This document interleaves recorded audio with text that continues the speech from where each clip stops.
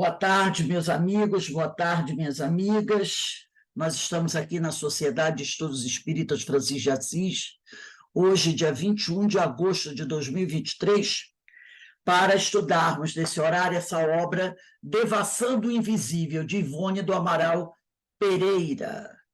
Nós hoje vamos iniciar o capítulo que tem por título O Amigo Beletrista, né? O amigo beletrista. Então, antes de iniciarmos aqui o nosso estudo, vamos elevar o nosso pensamento ao alto, a Jesus, aos amigos espirituais, agradecendo pela oportunidade que todos nós temos de estarmos aqui reunidos para mais uma tarde de estudos, de esclarecimento, de aprendizado. Que teu amor, Senhor, recaia sobre cada um de nós, envolvendo-nos no espírito, fortalecendo as nossas energias e nos trazendo a paz, a segurança que todos nós necessitamos. E sempre rogamos ao Pai que abençoe todos aqueles nossos irmãos que possam, nesse momento, se encontrar em sofrimento, em algum lugar desse planeta, que todos possam ser amparados, Senhor, pela sua misericórdia. E mais uma vez te agradecemos, Senhor, por tudo que temos recebido. Graças a Deus. Bem, como eu falei, quem puder aí pegar o Evangelho segundo o Espiritismo, no capítulo 6, abrindo Cristo Consolador, né? Então vamos iniciar aqui a leitura que a Ivone Pereira traz para a gente. Ela inicia com a passagem do Evangelho, capítulo 4, versículo de 8 a 11 do Evangelho de Mateus. E ela diz assim: de novo transportou o diabo ao monte muito alto e mostrou-lhe os reinos do mundo e a glória deles. E disse-lhe: tudo isto te darei, se prostrado me adorares. Então disse-lhe Jesus: vai-te, Satanás, porque escrito está: ao Senhor, teu Deus, adorarás, e só a ele servirás. Então o diabo deixou, e eis que chegaram os anjos e o serviram, né? E aqui ela bota uma notinha ao pé da página referente a essa passagem do Evangelho. Ela diz assim: poética, alegoria evangélica. Tão do gosto da literatura oriental, noticiando as prováveis insistências dos admiradores do Nazareno para que aceitasse o trono de Israel e se tornasse rei. Indicam ainda as tentações com que o mundo rodeia todos aqueles que se derem aos labores dos ideais divinos, né? Essa segunda parte, com certeza, essa passagem, para mim, representa isso. Representa as tentações, como ele diz aqui, né? Com que o mundo material, o mundo que a gente vive, rodeia todos aqueles que estão procurando, né, se aproximar do Cristo e trabalhar com Cristo. É o Satanás. Essas coisas do mundo, né? E muitas vezes aparecem na nossa vida, se aproximam de nós, para tentar nos afastar daquilo que estamos fazendo, do trabalho com o Senhor. É esse aí, né? Então, continuando aqui a leitura do livro de Ivone. Os mais ásperos testemunhos costumam ser exigidos dos médiuns antes que eles se decidam a assumir a tarefa. Então, olha aí. Para quem é médium, para quem trabalha com a mediunidade, os mais ásperos testemunhos costumam ser exigidos dos médiuns antes que eles se decidam a assumir a tarefa. Então, os testemunhos já chegam antes de você pensar em assumir a tarefa, tá? Por isso que está lá, né? Ninguém veio aqui a passeio. Ninguém veio aqui a passeio. Prestando-se a trabalhos de grandes responsabilidades, se é que nos labores mediúnicos existirão desempenhos de responsabilidades menores. Porque ela diz aqui, ó, prestando-se a trabalhos de grandes responsabilidades. Então, antes da gente assumir a tarefa, já tem dificuldade, já aparecem as dificuldades. E que tarefa é essa? Trabalhos de grandes responsabilidades. Aí ela para e pensa assim, peraí. Se é que nos labores mediúnicos existirão desempenhos de responsabilidade menores. Então, ela está mostrando para a gente que todos os trabalhos, tá, nos labores mediúnicos são de grandes responsabilidades. Não tem dentro da área mediúnica trabalho pequeno, trabalhinho. Todos são de grandes responsabilidades. A famosa iniciação, outrora, lá nos séculos passados, exigida aos milênios, né? Exigida nas escolas de doutrinas esotéricas. Olha os grandes sacerdotes egípcios, né? Para se formarem os oráculos, os profetas, as sacerdotisas, não seria certamente um mito, mas necessidade que nos dias presentes parece clamar pelas atenções gerais, a fim de que o intercâmbio entre a Terra e o invisível se exerça ainda com mais segurança e facilidade. Então, lá no passado, entre os egípcios, né? Entre os chineses, e qualquer civilização lá do passado, havia uma escola de iniciação muito dura. Eu estava lendo vez um livro sobre arqueóloga, uma arqueóloga, ela dedicou a vida dela toda a estudar a história do povo egípcio. Muito famosa, inclusive tem um vídeo sobre ela no YouTube, né? E ela lembra das reencarnações dela como sacerdotisa egípcia. Ela foi uma sacerdotisa egípcia, né? Viveu naquela época. Então, ela conta atrás do livro, que é baseado nos desdobramentos espirituais que ela fez, como eram, entre aspas, os cursos para se formarem sacerdotes egípcios. E não só os sacerdotes egípcios, o faraó. Porque o faraó também passava por essas iniciações. Não eram só os sacerdotes, não. Os faraós também eram obrigados a fazer parte desses cursos, né, que eram coisas assim muito, muito difíceis. E se o faraó não conseguisse realizar todo o curso de forma destacada, ele não poderia ser faraó. Eu fiquei vendo, eu disse, meu Deus do céu, não era para qualquer um, não, gente. Então, ela fala aqui, a famosa iniciação, outrora exigida nas escolas de doutrinas esotéricas, para se formarem os oráculos são médiuns, os profetas, as sacerdotisas, não seria certamente um mito, mas necessidades naquela época, e que nos dias atuais parece clamar pelas atenções gerais, a fim de que o intercâmbio entre a Terra e o invisível se exerça ainda com mais segurança e facilidade. Não ignoramos que a codificação espírita não trata dessa iniciação. Hoje, ela está querendo dizer o quê? Que hoje, para você ser um médium, você também precisa se preparar. Muito bem. Não é exigido, é claro, aquela preparação dos oráculos, dos sacerdotes egípcios, que era uma coisa que o cara podia até morrer durante o período de iniciação, que durava-se 10 anos, essas coisas assim, tá? O cara podia até morrer, não precisa daquilo, como era feito naquele lá do passado.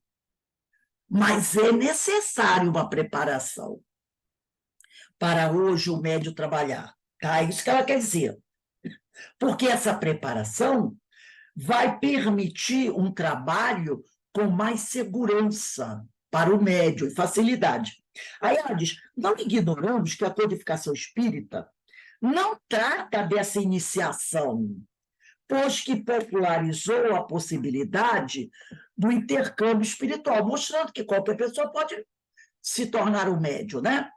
Declarando mesmo taxativamente que para se comunicar o homem com os espíritos não há necessidade alguma de preparo ou iniciação. Realmente, está lá no Céu e Inferno, na primeira parte, capítulo 10. Realmente, para um homem se comunicar com os espíritos, qualquer médium pode se comunicar com os espíritos. Nós temos médiuns católicos, nós temos médiuns evangélicos e nós temos médiuns ateus. Não é? O médium ateu. Eu não acredito em Deus, mas ele tem a mediunidade. Ele tem a mediunidade. Porque a mediunidade não é só os espíritos podem ser médiuns. Não. A Igreja Católica está cheia de médiuns. Olha aí a Igreja Carismática, né? Está cheia de médiuns. Os evangélicos também são médiuns. Quando a gente vê um culto assim na televisão, você não vê lá aqueles irmãos lá nos cultos. Você olha e diz assim, meu Deus, está todo mundo mediunizado ali. Outro dia eu vi, a mulher pulou dentro, eu estava vendo, né? Aí é tipo assim, como se fosse um cinema antigo, né? O templo deles. E a parte de cima, onde ficava o pastor, era como aqueles cinemas antigos que tinha aquela parte em cima, né? Aqui se fechava, e a parte de baixo devia ter uns 2 metros ou mais de altura. Aí a mulher lá, com aquelas roupas, às vezes aquelas roupas coloridas, rodando para lá e para cá, daqui a pouco ela deu um salto lá de cima, caiu embaixo e continuou a rodar. Eu pensei que comigo está mediunizada. Porque eles ficam, né, fazendo aquelas, rodando, gritando, pulando, acaba entrando num transe. Então, realmente, para a pessoa entrar em comunicação, se você for olhar do aspecto geral, não precisa. A gente vê tanta gente, às vezes, na rua, não é? Mediunizada. Então, realmente, aí a Ivone disse, realmente, para nos comunicarmos com os espíritos, não será necessário se não possuir dons mediúnicos. Se o sujeito tem a mediunidade ostensiva, ele pode se comunicar. Tá? Todavia, os fatos e a experiência testemunham que para a mediunidade apresentar bons frutos, será preciso algo que poderemos classificar de iniciação. Porque aí a pessoa vai dizer assim, não, mas eu ainda não estou entendendo, como é que a pessoa pode se comunicar sem iniciação? Eu digo, ora, a mediunidade sem Jesus funciona como? Como é que funciona a mediunidade sem Jesus? Essa que a gente vê por aí. Tanta gente realizando. Então, ela diz aqui, os fatos e a experiência testemunham que para a mediunidade apresentar bons frutos, tem que ser uma mediunidade com Jesus. Será preciso algo que poderemos classificar de iniciação. Essa iniciação quer dizer preparo, tá? Para que ela dê bons frutos, o médium tem que se preparar, tem que estudar. Os instrutores espirituais, ela não chama dificilmente de guias, né? Os instrutores espirituais, por sua vez, assim como os demais ensinamentos firmados pelos colaboradores de Allan Kardec, são incansáveis em advertir os médiuns quanto a uma elevação de vistas no exercício da faculdade, uma renovação cuidadosa do próprio caráter. Lembra a reforma moral? Um critério e uma reeducação à base do evangelho. Que outra coisa não seriam, senão uma iniciação, enquanto efetivada a revelia de imposições acadêmicas, inteiramente subordinada à boa vontade, ao esforço e ao discernimento do próprio médium, sem sequer o afastar da sua vida comum de relação, o que parece mais meritório e honroso do que as antigas iniciações realizadas sob o julgo férreo das academias de doutrinas secretas, né? Então, por exemplo, os budistas lá, né, eles retiram as crianças de casa. A criança que eles indicam para ser o novo Buda, ela é retirada de casa com 4, 5 anos, para ser preparada para ser o Buda. Com 3, 4, 5 anos, ela é retirada das suas casas, como era no passado também. Aí eles eram separados, recebiam uma educação austera, muito dura. Hoje não precisa disso, né? Então, ela diz, quando você começa a buscar uma elevação de vistas, né?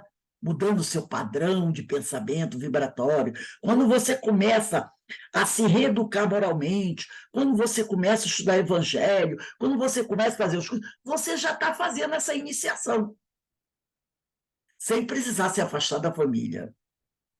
Você já está. Hoje, o que nós estamos fazendo aqui? Uma iniciação, uma preparação, né? Desconhecemos se com os demais médios se passaram os fatos que conosco, porque desse livro ela fala o tempo todo, eu não vou falar aqui como os outros médios se prepararam, eu estou falando como eu me preparei. Desconhecemos se com os demais médios se passaram os fatos que conosco se passaram, marcando o estabelecimento definitivo de nossas tarefas mediúnicas. É possível, porém, que pertencendo como espírito, ela, Ivone, como espírito, ela pertence a uma falange de iniciados orientais, hindus e egípcios. Então, ela pertence, espírito Ivone, a essa falange. Como pupila e aprendiz que se reeduca sob sua assistência espiritual, nada mais se verificasse do que a tradição esotérica da iniciação, não obstante feita à sombra do Consolador e fora do seio de academias. Então, a preparação dela foi nos moldes orientais. Mas, como ela diz aqui, né? A sombra do Consolador. A sombra do Consolador. E fora dos seios de academia. Pelo menos de academias terrenas, sem diploma de faculdade, essas coisas. Pois poderemos, sim, pertencer a escolas ou academias espirituais, subordinadas às suas exigências e programações, ignorando, porém, durante a vigília, mas tudo abrangendo no estado de sono de transe. Então, nós, cada um de nós, enquanto no desdobramento do sono, ou desencarnado, nós podemos pertencer a academias, a grupos espirituais. Entendeu? Nós podemos ser espíritos que caminharam nessas terras orientais. E mesmo estando aqui, no estado de vigília, encarnado, sem lembrar disso. Mas vai muito, você começa a perceber certas tendências. Às vezes, você encarnado, você admira certas sociedades, né? Você admira muito certas culturas.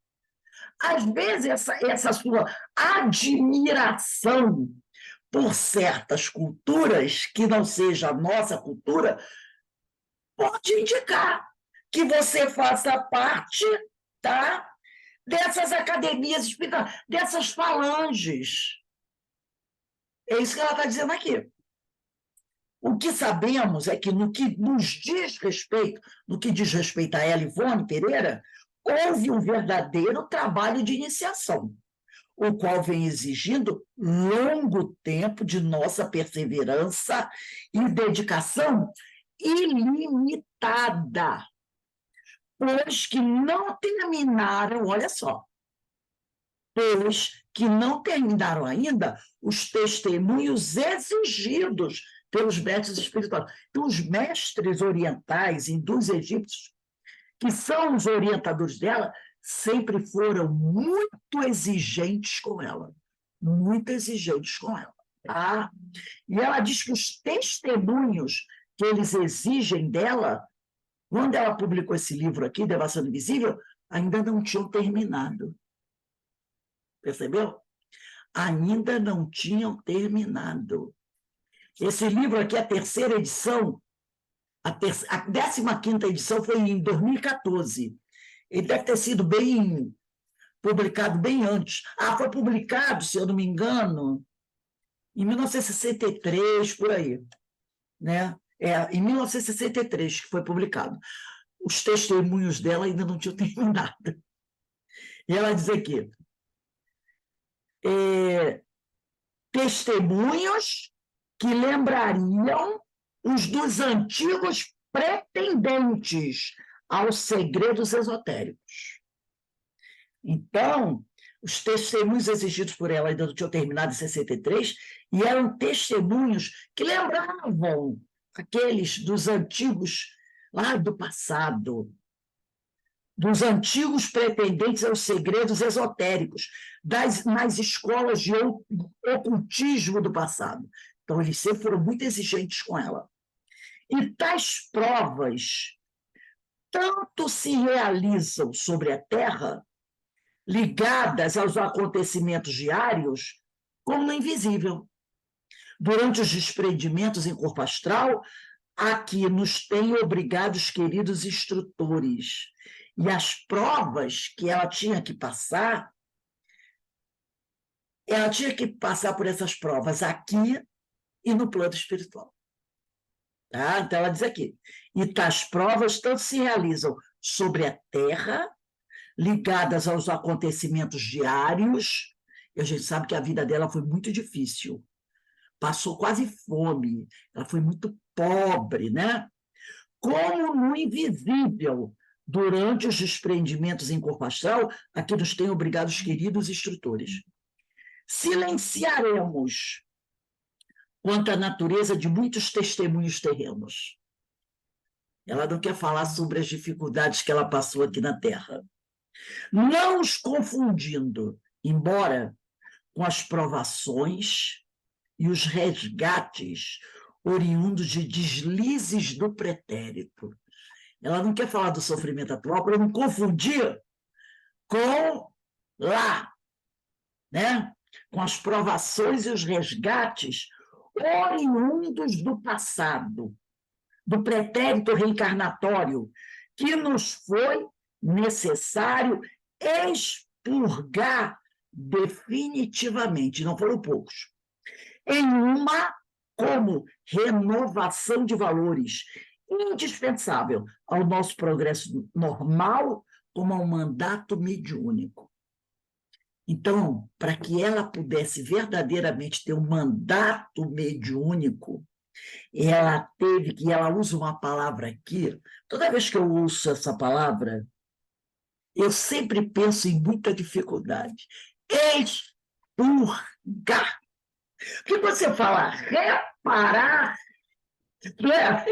Quando você fala reparar, né, erros do passado, né, fica legal. Mas quando tu fala expurgar, essa palavra, né, tem um peso de muito sofrimento. Expurgar define. Repara o que eles falaram para ela. Ela tem que expurgar definitivamente. Não é expurgar para amanhã de novo acontecer. Tá? É expurgar definitivamente. Para ela não cair no mesmo erro amanhã, tem que liquidar fatura. Tipo assim. Para não ser reincidente amanhã. Expurgar definitivamente. Em uma como renovação de valores. Indispensável ao nosso progresso normal. Esse expurgo é indispensável para o progresso normal dela, como para o mandato mediúnico que ela vai assumir. Então, muita dor. Vamos pegar o Evangelho segundo o Espiritismo, aí, como eu pedi a vocês, no capítulo 6. Ana Brito, lê para a gente o item 1 E o item 2, dá para você ligar aí o teu som? É capítulo 6, o Cristo Consolador, o jugo leve. Lê para a gente o item 1 e 2 do Evangelho, no capítulo 6. Vinde a mim, todos vós que estáis aflitos e sobrecarregados, que eu vos aliviarei. Tomai sobre vós o meu jugo e aprendei comigo, que sou brando e humilde de coração, e achareis repouso para vossas almas. Pois suave é o meu jugo e leve o meu fardo. Mateus 11, 28 a 30. Quer que leia o 2 também? Lê o 2. Todo sofrimento, misérias, decepções, dores físicas, perda de seres amados, encontram sua consolação na fé no futuro, na confiança na justiça de Deus que o Cristo veio ensinar aos homens. Sobre aquele, ao contrário, que nada espera após esta vida, ou que simplesmente duvida, as aflições caem com todo o seu peso e nenhuma esperança vem amenizar o seu amargor. Foi isso que levou... Espera aí que eu estou tirando aqui o clipe. Foi isso que levou... Foi isso que levou Jesus a dizer: vinde a mim, todos vós que estáis fadigados, que eu vos aliviarei. Entretanto, Jesus estabelece uma condição para a sua assistência e a felicidade que promete aos aflitos. Essa condição está na lei por ele ensinada. Seu jugo é a observância dessa lei, mas esse jugo é leve. E a lei é suave, pois que apenas impõe como dever o amor e a caridade. Eu trouxe aqui para vocês, para a gente, né? Para vocês, não, para todos nós, um texto, vou compartilhar a tela aqui, do livro Páginas. Deixa eu ver aqui. Ah, está aqui, ó. Páginas de Espiritismo Cristão, do Rodolfo Caligares. E ele vai trazer para a gente, ele vai falar sobre o jugo do Cristo. Porque a gente percebe aqui o quanto Dona Ivone Pereira teve que sofrer para expurgar definitivamente, em uma como renovação de valores, as suas dificuldades, né, do passado, como todos nós temos. Ô, Rose, Oi? mas essa transformação ela já vem fazendo há muito tempo, Claro, claro. para ela ter esse suporte, porque senão ela não ia, porque por isso que muitas pessoas correm do trabalho mediúnico, porque acha que não vai conseguir. Não Mas entende, não entende, não entende. Entendeu? Mudança instantânea. É com o tempo. Mas, Tudo leva tempo. claro, então ela veio, e nessa encarnação, ela teve que, como ele diz aqui, nessa encarnação do Ivone Pereira, ela tinha que expurgar definitivamente todos esses males em uma renovação de valores. Né? Então, o Rodolfo Caligares vai trazer para a gente, esse livro é lindo, gente, é um livro bem antigo, Páginas de Espiritismo Cristão. E ele diz assim, ele traz isso que está em Mateus capítulo 11, versículo 28 a 30. Vinde a mim todos os que andais em trabalho e vos achais carregados, e eu vos aliviarei. Tomai sobre vós o meu jugo e aprendei de mim, que sou manso e humilde de coração. Então achareis descanso para vossas almas, porque o meu jugo é suave e o meu peso é leve. Está lá em Mateus capítulo 11, versículo 28 a 30. As doces e amoráveis palavras de Jesus, diz o Rodolfo Caligares, e ensinam, né, que está aqui nesse texto de Mateus, evidentemente são dirigidas a todos nós que aqui nos encontramos neste planeta sombrio, planeta de provas e expiações, a sofrer as consequências de nossa ignorância e a ensaiar, olha aí, os primeiros passos no sentido de nossa realização espiritual. Aí eu vou pular aqui, né? Então, nós estamos, né? Estamos começando a ensaiar, né? Nós estamos aqui no planeta sofrendo, como ela mesma falou aqui, né? Ela disse assim, embora com as provações e os resgates oriundos de deslizes do pretérito reencarnatório, então as dores dela são as consequências da ignorância. E todos nós estamos também sofrendo as consequências da nossa ignorância, né? E estamos ensaiando os primeiros passos no sentido de nossa realização espiritual. Então, vamos pular um trechinho aqui. Para nos libertarmos dessa situação aflitiva e desesperadora, mister se faz que aceitemos o jugo do Cristo e aprendamos com ele a ser mansos e humildes de coração. Em termos mais claros, isso significa que devemos cumprir a lei do amor. Ama a Deus sobre todas as coisas e ao próximo como a ti mesmo. Por quê? Por que o jugo do Cristo é um jugo leve? Porque basta que a gente cumpra a lei de amor.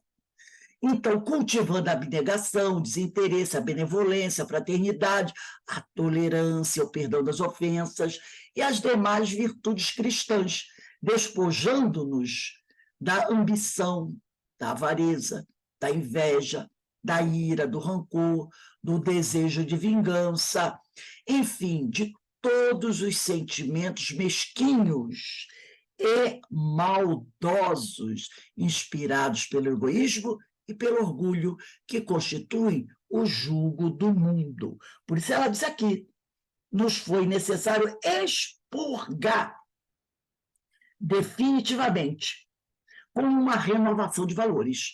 Significa ainda adquirir uma consciência superior, romper com todas as amarras que nos prendem ao plano físico, renunciando de bom ânimo às vaidades e às ostentações que tanto seduzem o grosso da humanidade.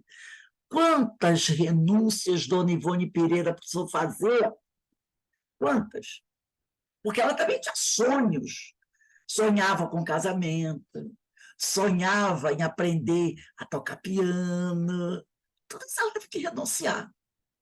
Uma vez alcançado esse entendimento que Dona Ivone alcançou, aceitaremos pacientemente e sem revolta todos os sofrimentos e vicissitudes que o destino nos reserve, por sabê-los determinados por justiça divina, em resgate de erros e prevaricações do passado. Começaremos a alimentar ideais mais nobres, dando do que temos e oferecendo-nos nós próprios em benefício de nossos semelhantes. Conhecendo finalmente que o verdadeiro gozo não reside na posse transitória dos tesouros da terra. E ela levou tempo para entender isso. Finalmente, que o verdadeiro, mas sim na conquista das riquezas imperecíveis do espírito. Então, aliviados da ganga impura das paixões e desejos mundanos, ainda que o céu esteja turvo por cima de nossas cabeças, por quê? Porque ainda tem os testemunhos, né? Olha, ela diz aqui, quantos testemunhos eram exigidos dela? Ainda. Então, aliviados da gangue impura das paixões e desejos mundanos, ainda que o céu esteja turvo por cima de nossas cabeças, que o meio social onde nos encontremos seja mau, a luz da moral e a alegria do bem permanecerão em nossas almas, impregnando-as daquela paz íntima que nada nem ninguém será capaz de perturbar. Então, a dona Ivone Pereira, ela fez essa mudança, como ela diz aqui, né? Expurgar definitivamente em uma renovação de valores indispensável ao nosso progresso moral, como ao mandato mediúnico. Então, ali falou sobre o jugo de Jesus. Nós precisamos aceitar o jugo de Jesus. Tá? E voltando aqui a Dona Ivone, apenas adiantaremos, como curiosidade a ser examinada pelo leitor, que os mesmos testemunhos, espécie de exame prévio de um candidato a curso escolar, se constituíram de provas de firmeza e equilíbrio em todas as contingências sedutoras da vida humana. Ou seja, de todas as tentações risonhas que tendessem a nos desviar da boa rota, de dificuldades e peripécias, não faltando nem mesmo a tentação brutal do próprio roubo. Olha aí o que a dona Ivone teve que passar. Olha aí. Olha aí. Tais testemunhos foram admiravelmente dosados e seriados pelos instrutores espirituais. Não veio tudo de uma vez, não. Veio aos poucos, né? O que é série? Não, na escola, primeira série, segunda série, né? Veio aos poucos. Aí, ó, tais testemunhos que ela teve que dar foram admiravelmente dosados e seriados pelos instrutores espirituais, tal como se verifica nas provas em uso nos nossos institutos de ensino. Então, ela teve que passar por testemunhos muito difíceis. Voltando aqui, ó, contingências sedutoras da vida humana, tentações risonhas que tentassem a nos desviar da boa rota, de dificuldades e peripécias, esse aqui eu nem sabia, não faltando nem mesmo a tentação brutal do próprio roubo. Olha quanta coisa ela teve que passar. Tá? Mas não vem tudo de roldão, não. Foi ministrado aos poucos. Eu trouxe aqui um livro, é um livro que eu pretendo futuramente estudar aqui. Eu tenho lido, e é um livro muito bom, eu não sei se vocês conhecem, esse livro aqui, Psicofonia, tá? Na obra de André Luiz, de Jacobson Santana Trovão. É um livro muito bom, gente, muito bom mesmo, tá? Muito bom mesmo. Nós estamos estudando ele no CEOI. Quarta-feira, muito bom mesmo, tá? E aqui eu trouxe um trecho, quando o Jacobson, ele vai dizer assim, falando da Dona Ivone Pereira, falando desse trecho que nós lemos aí, né, da Dona Ivone, ele vai dizer aqui, deixa eu só pegar aqui, tá? Tá. Ele vai dizer assim, dessa forma, o passado, o período de demonstração de sua aptidão ao serviço desinteressado, deixa eu só pegar aqui, pera um instantinho. Tá. Dessa forma, o passado, o período de demonstração de sua aptidão ao serviço desinteressado da mediunidade, período esse mais ou menos longo, um orientador elevado da espiritualidade se revela aos sentidos mediúnicos dela, passando a encaminhar o medianeiro às atividades caridosas. A sabedoria milenar dos hindus afirma: quando o discípulo está pronto, o mestre aparece. Allan Kardec, em O Evangelho segundo o Espiritismo, no capítulo 28, fala do guia que todos temos, o anjo guardião que nos tutela, a encarnação, e com a qual estamos vinculados por elos desconhecidos desde longa data, né? Porque a dona Ivone está falando aqui dos amigos espirituais dela, dos orientadores espirituais dela, entendeu? Então, voltando ao que diz assim o Jacobson, dessa forma, passado o período de demonstração de sua aptidão, aquilo que ela falou no início, aquele período preparatório ao serviço desinteressado da mediunidade, período esse mais ou menos longo, depois que você passa por aquele período de iniciação, um orientador espiritual elevado da espiritualidade se revela aos sentidos mediúnicos. Então, o orientador espiritual, ele não vai aparecer logo, tá? Ele não vai surgir logo. Ele vai chegar depois que você já tiver feito esse período de iniciação.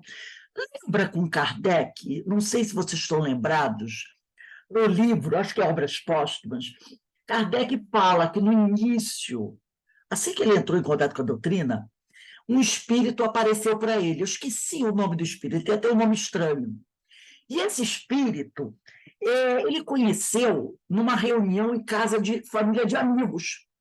Era um espírito assim, bonachão. Zéfiro. Zéfiro, e contava piadas, fazia brincadeiras com todo mundo, né? E esse espírito acompanhou Kardec durante o tempo. Disse para Kardec no início, né, as coisas que ele deveria fazer, mas nunca se aprofundou. E depois de certo tempo, Kardec não entrou mais em contato com ele. E aí Kardec continuou, e depois ele vai entrar em contato com Erasto, com o Espírito de Verdade, mas no início foi o Zéfiro. E ele mesmo fala, não era um espírito de muito conhecimento. Então, aqui o Jacob está dizendo, passado esse período inicial de demonstração de sua aptidão ao serviço desinteressado da mediunidade, período que pode ser mais ou menos longo, aí um orientador elevado da espiritualidade se revela aos sentidos mediúnicos, passando a encaminhar o medianeiro às atividades caridosas. A sabedoria milenar dos hindus afirma: quando o discípulo está pronto, o mestre aparece. Perceberam? Quando o discípulo está pronto, o mestre aparece. O mestre quer dizer o orientador espiritual. Allan Kardec, em O Evangelho segundo o Espiritismo, no capítulo 28, fala do guia que todos nós temos, o anjo guardião, que nos tutela a encarnação e com o qual estamos vinculados por elos desconhecidos desde longa data. Esse espírito protetor permanece velado aos sentidos mediúnicos até o momento oportuno, obviamente, para que o médium se esforce no trabalho da própria iluminação, evitando viciar a mente neófita. Então, o amigo espiritual, ele não aparece logo, não. Esse que vai nos orientar, né? Que vai nos ajudar, ele não aparece logo. Ele fica no aguardo, dando tempo a você de correr atrás, de procurar se melhorar, de aprender, de crescer, para evitar a viciação, aquela do guismo. Entendeu? Então, ele deixa, você faça a sua parte. Se prepare, estuda, né? Procura a sua própria iluminação. Um dia, ele vai aparecer. Entendeu? Agora, isso vai depender, vai variar de um para o outro. Alguém gostaria de falar alguma coisa? Fala aí, Menezes. Rose, mesmo o médium, quando é levado para trabalhar na mesa mediúnica, depois que ele passa a conhecer todas as mesas, ele não recebe passividade logo de imediato. O guia protetor dele, que trabalha com ele, deixa ainda, em alguns tempos, ele começar a entender e ele se entrosar ali com o grupo, se preparando. Aí depois, então, quando o guia dele vê que ele está preparado, começa, então, a liberar os espíritos para que ele possa trabalhar com eles. É dado um tempo para que, como ele diz aqui, ó, para que o médium se esforce no trabalho da própria iluminação, evitando viciar a mente neófita. Aí vamos ver o que está lá no Evangelho. No Evangelho segundo o Espiritismo, capítulo 28, item 11. Lá no finalzinho do Evangelho, né? Capítulo 28, item 11, primeiro e segundo parágrafo. Aos anjos guardiões e aos espíritos protetores. Todos temos ligados a nós, desde o nosso nascimento, o espírito bom. Isso também está escrito no livro Devoção Invisível, que nos tomou sob a sua proteção. Desempenha junto de nós a missão de um pai para com seu filho, a de nos conduzir pelo caminho do bem e do progresso, através das provações da vida. Sente-se feliz quando correspondemos à sua solicitude, sofre quando nos vê sucumbir. Seu nome pouco importa, pois bem pode dar-se que não tenha nome conhecido na terra. Invocamo-lo, então, como nosso anjo guardião, nosso bom gênio. Podemos mesmo invocá-lo sob o nome de qualquer espírito superior, e mais viva e particular simpatia nos espíritos. Então, você pode chamar o seu anjo guardião pelo nome que você quiser. Eu quero chamar de doutor Bezerra. Pode chamar de doutor Bezerra. Não tem problema. Não tem problema, tá? Aí o Jacobson vai dizer assim, a partir do momento em que o orientador espiritual do médium se lhe associa mais intimamente, visando a atuação efetiva nas atividades de intercâmbio, a benefício do próximo, um circuito magnético é formado. Então, o médium passa a assimilar com maior clareza os pensamentos do mentor. Porque aí há um circuito magnético ligando de uma forma muito mais forte o médium ao seu orientador. Tá? Então, aí o médium, nesse momento, tem capacidade de perceber melhor os pensamentos do mentor. Muito comum o médium, durante o sono, receber orientações do espírito protetor. E, em estado de vigília, reproduzir tais orientações, qual comando hipnótico positivo. Então, ele recebe as orientações do orientador e depois, quando ele está desperto, no estado de vigília, ele pode, no estudo, ele pode, numa conversa, repetir aquilo que o orientador espiritual disse para ele. Agora eu vou pular para o último, vou pular em um parágrafo. Aí diz assim, ao médium cabe o trabalho interior. Trabalho interior é trabalho de renovação íntima. De motivar-se para assumir as responsabilidades de que se acha investido. Isso é um trabalho nosso. Desde muito cedo, deve o servidor da mediunidade superar vacilações, dúvidas, medos, aderindo espontaneamente ao propósito maior da sua existência, que é o exercício da mediunidade cristã. Que mediunidade cristã é essa? É a mediunidade com Jesus. Nunca devemos esquecer disso. Tá? Mediunidade cristã é mediunidade com Jesus, porque existe a mediunidade sem Jesus. Ter a compreensão de que toda mediunidade é importante. Eu sou médium do passe. Médium, eu sou do passe. Meu Deus! é uma mediunidade importantíssima, né? Porque tem gente que diz assim, o que você faz na casa? Ah, eu sou homeopática. Como se, entendeu? Como se Bam fosse a mesa mediúnica. Tem até um certo mito dentro de algumas casas, não tem? Mesa mediúnica. Entendeu? Tem esse mito, gente.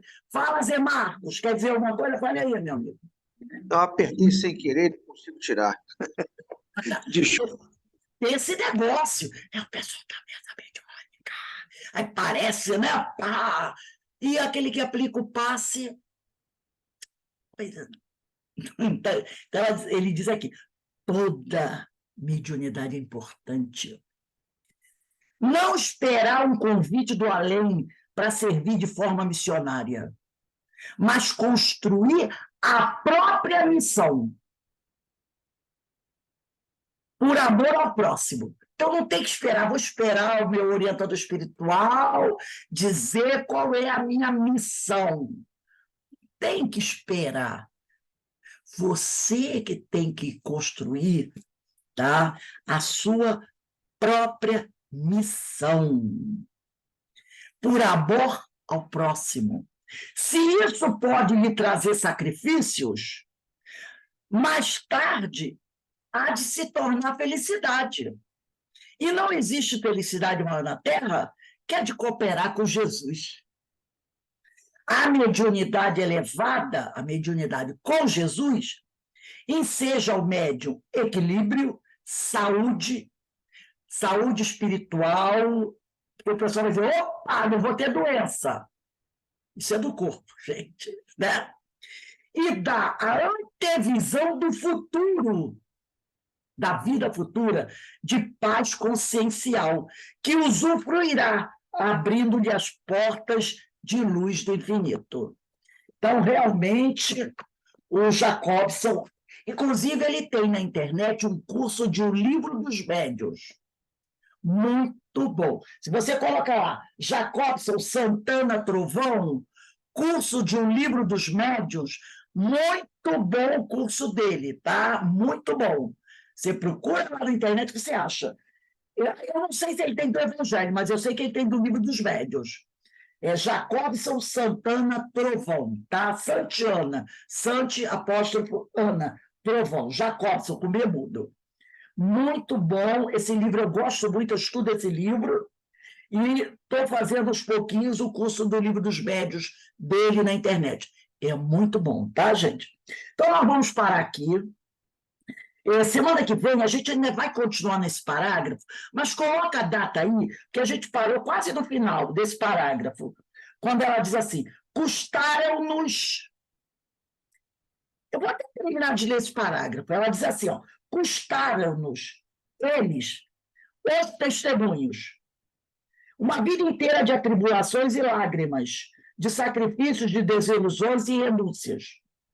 E devemos confessar aos que nos lerem que de todas as provas que tivemos de oferecer a doutrina do Mestre para podermos ser admitidos como cooperadores do corpo de servidores investidos de tarefa, também do invisível, a mais difícil, a mais penosa para o nosso caráter ainda inferior foi a do perdão. Esse foi o testemunho mais difícil que Dona Ivone teve que dar, tá? Para ser considerada como cooperadora no corpo de servidores investidos de tarefas no invisível. Foi a do perdão. Tá? Foi o testemunho que ela diz aqui, né? Custaram dos testemunhos uma vida inteira. Os testemunhos fizeram com que ela tivesse uma vida inteira de atribulações e lágrimas. Que a vida dela foi cheia de testemunhos e muita dor e sofrimento. Mas entre todos os testemunhos que ela teve que dar, da pobreza, da miséria, das agressões, das calúnias, todos eles, tá? Que ela teve que oferecer a doutrina do Mestre para ser admitida como cooperador no corpo de servidores do Cristo, a mais difícil, a mais penosa para o caráter dela, e ela diz, caráter ainda inferior, foi a do perdão.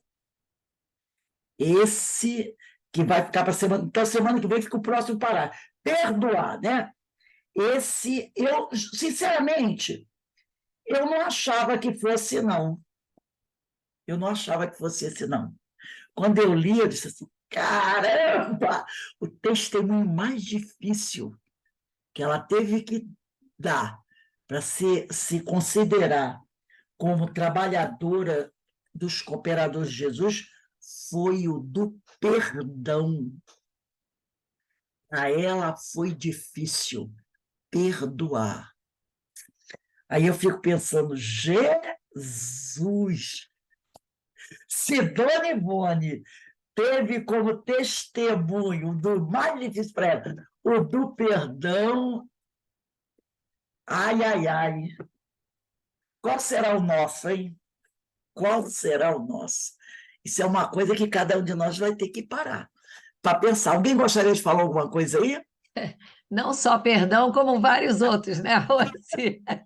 Não, ela disse que teve que dar Eu tô falando inúmeros de testemunhos. de Né? nós. Nós também temos que ter Não é só um, testemunhos. não. Mas ela disse que o mais difícil Difícil, para ela é imagina. do perdão. Gente, e a gente vai falar sobre isso, sobre essa palavrinha, palavrinha de sílaba, oxítona, né? Esse oxítono de sílaba, perdão. Vamos falar, porque a gente fala muito, né? É perdão, é perdão, é perdão. Mas o perdão verdadeiro, será que a gente já está sabendo dar? Então, meus irmãos, nós vamos encerrando aqui o nosso estudo da tarde de hoje. A nossa irmã Jaqueline Brick já se encontra aí, agradecendo a oportunidade que o Senhor nos concede de estarmos aqui reunidos, né? Refletindo. Agora cada um vai pensar nos testemunhos, nos seus testemunhos, né? Naquele que está encontrando mais dificuldade para dar, mas é pensando sobre isso que a gente vai resolvendo. Se a gente ignorar, não resolve. E agradecemos a Deus por essa grande oportunidade que Ele nos deu. Né?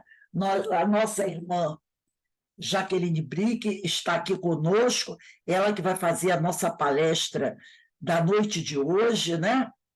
E a nossa irmã Jaqueline, deixa eu só colocar aqui no instantinho, para a gente ver o nosso tema, falar aqui para vocês. Opa! A nossa irmã Jaqueline vai conversar conosco sobre o homem inteligente. Ah, interessante. Texto do livro Religião dos Espíritos, né? O homem inteligente. Então, daqui a pouquinho, quando for 18h40, tá? Jaqueline, você vai apresentar o slide? Então, eu tenho um PPS sim, Rô. Ah, tá. Eu vou colocar aqui para você. Pronto. Está aqui já colocado para você apresentar. Carmen já sabe a tarefa dela, não preciso nem falar, tá bom? Então, agradecemos a Deus, a Jesus, aos Espíritos amigos, por essa oportunidade, né, que todos nós estamos tendo de estudar um pouquinho mais e falar de Dona Ivone, né, um grande aprendizado. A experiência dela é muito importante para todos nós. Um beijo para vocês, daqui a pouco a gente se encontra, tá bom? Jaqueline, espera uns 10 minutinhos aí, tá bom, minha amiga? Obrigado. Um abraço. Tchau, boa tarde. Boa tarde para todos. Boa tarde, boa palestra.